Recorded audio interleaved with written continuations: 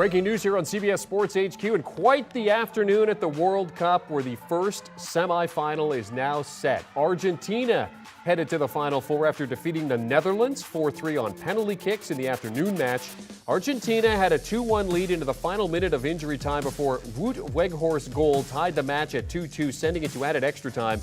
Eventually, it was Lautaro Martinez who would slot in the winning penalty kick for the Argentines. They now head back to the semifinals for the first time since 2014 when they were runners-up to Germany. They'll play Croatia, who defeated Brazil on penalties earlier in the day. That game coming up Tuesday afternoon for a spot in the final. Lionel Messi's quest for a World Cup remains alive. For post-match reaction, let's head over to Jonathan Johnson and the crew from House of Champions. Hello, everybody, and welcome to House of Champions. And we have such a lot to get through after the latest round of World Cup quarterfinals.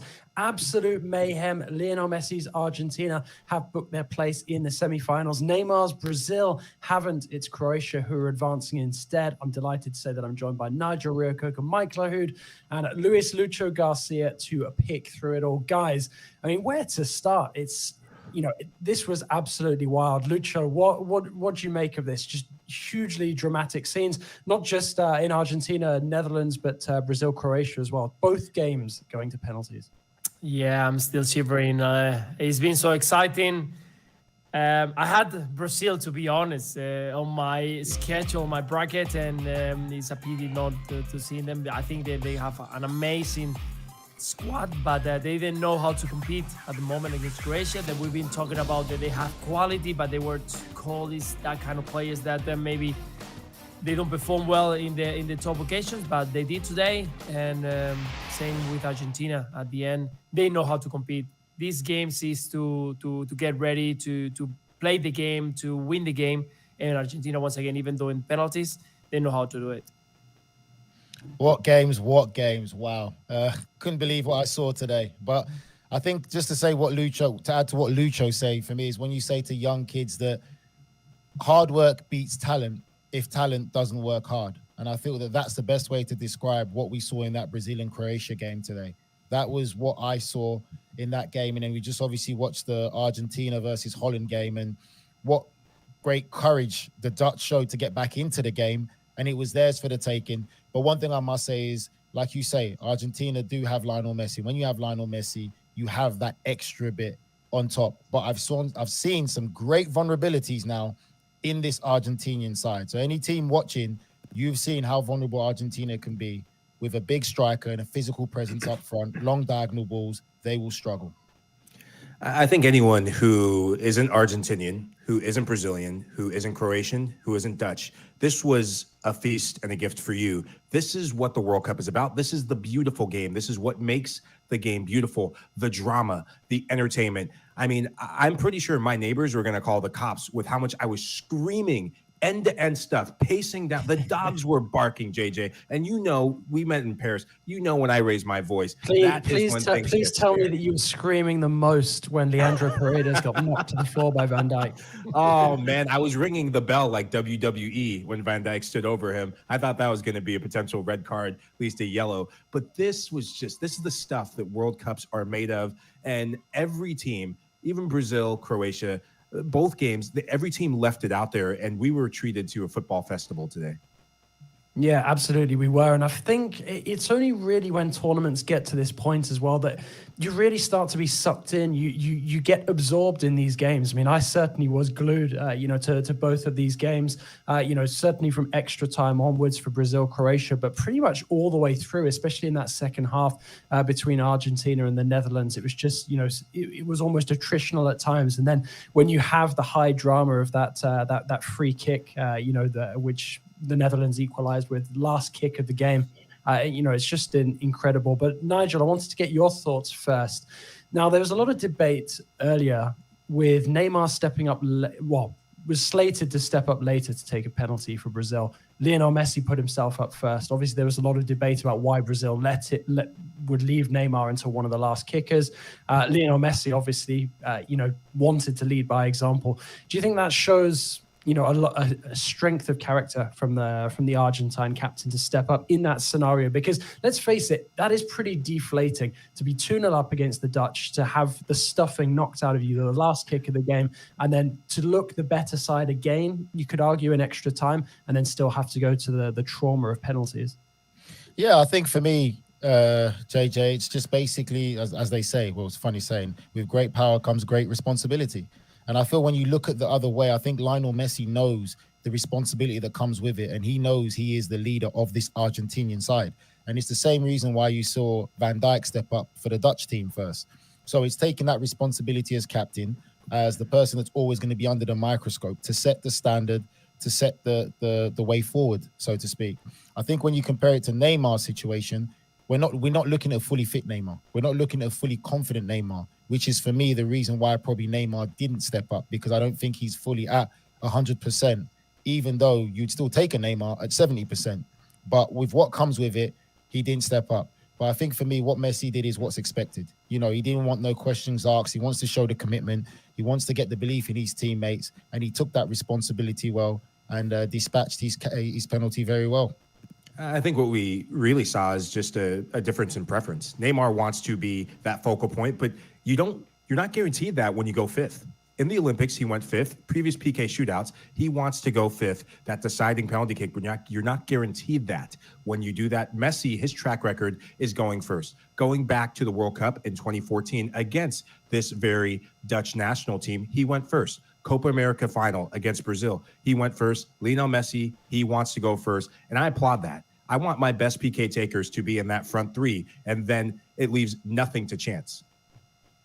Exactly what I think. At the end, you need to give the confidence to the rest of the players. And I'm going to go back to 2005 Champions League final. First, for us, it was you need to try to give the players who got the most confidence first, and maybe one to keep it at the end. We kept Steven Gerrard to the fifth, and there was no chance. Thanks for us. That exactly. Everything went right in the way that we wanted or we expected, and we didn't need Steven Gerrard to score that penalty. But for Argentina was, let's score the first one, let's score the second one, and let's see how it goes. For Brazil, it was about that momentum, that Lautaro momentum, the one that you give all the importance. If Neymar scored the fifth one and make Brazil go through, it's like the big momentum. That's why Neymar is here. And sometimes we forget that you need to arrive to this fifth to this fifth penalty. You need to score the first one, the second one, the third one, the fourth. So at the end, you need to give that confidence to the rest of the players, starting from the player who is with the most confidence. I think Argentina understood very well that Messi is the first one, score the first one, give the confidence to the rest of the players, and go on from that one.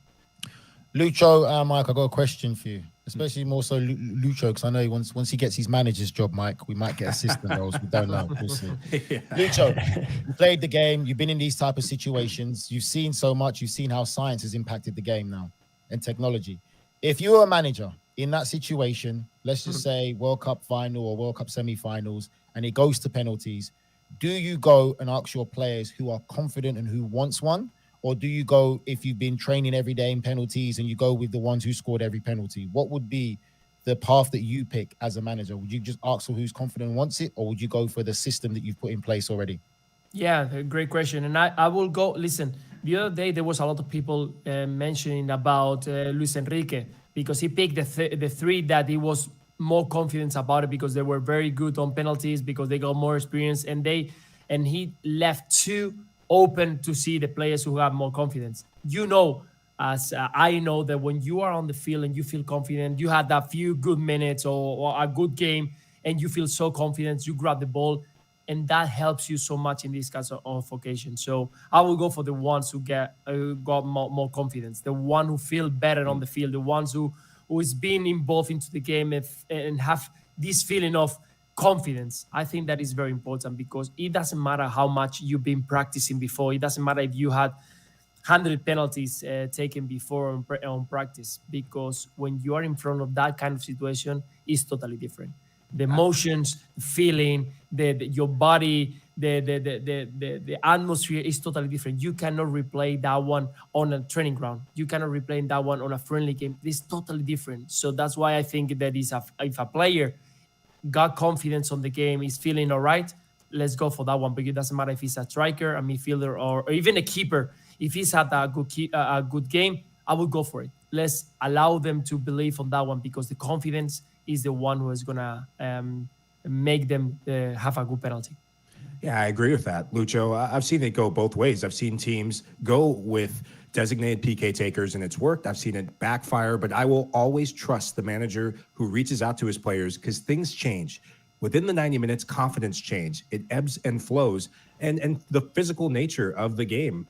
If you're a player who is a designated PK taker going into a knockout route game like this, there might be something, a tweak in a muscle. There might be a lack of confidence. Maybe you're exhausted, that now you're being depended on in a way you may not be able to deliver. And it's also down to the player to be honest with the manager. I will never, as a former player, I will never have any qualms with any teammate who comes up and says, hey, I'm just not feeling it. I'd much rather have someone who is going to step up, whether they make it or miss it. I'd much rather have them with that confidence of saying, I'm willing to live with the results no matter what happens.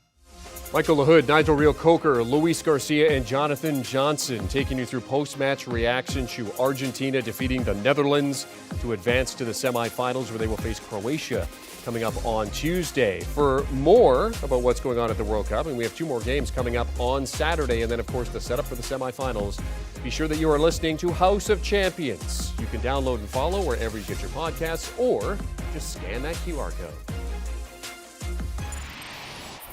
Do you want a sports network that delivers everything that matters about the game? The highlights, the picks, the instant analysis, no yelling, no fake debates, no politics. Hit the subscribe button and never miss a moment.